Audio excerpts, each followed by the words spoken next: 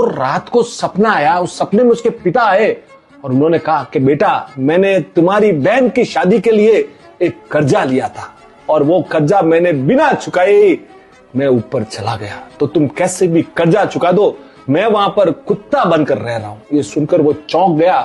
वो लड़का गुवाहाटी में रहता था। वो दूसरे दिन ही उन परिचित के घर पे गया, एक दूसरे को जानते थे, बैठा, नाश्ता किया और बातों बातों में उसने फिर पूछा कि मेरे पिताजी ने आपसे कुछ कर्जा लिया था। वो बड़े गहरे आदमी थे। उन्होंने बोला, बेटा पिताजी चले गए, अब बात छोड़ दो। बोला, नहीं, मेरा क्या कर्जा है मुझे बताइए। तब जब उसे मालूम पड़ा कि ये पैसे मेरे पिताजी ने लिए थे, वो पैसे पूरे के पूरे उसने चुकाए और चुकाने के बाद उसने कहा कि आपके घर पे कोई कुत्ता है क्या?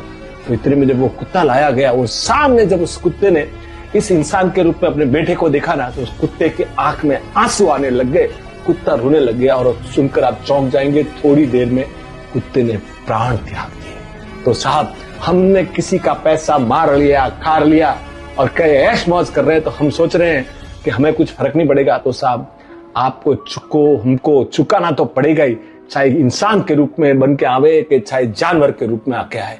तो साहब, पैसा लेते वक्त और देते वक्त बड़ा ध्यान रखिएगा सर। इसलिए कहते, देखना किसी की आंख तुम्हारी वजह से नम न हो, क्योंकि तुम्हें हर आंसू का कर्ज तो चुकाना पड़ेगा।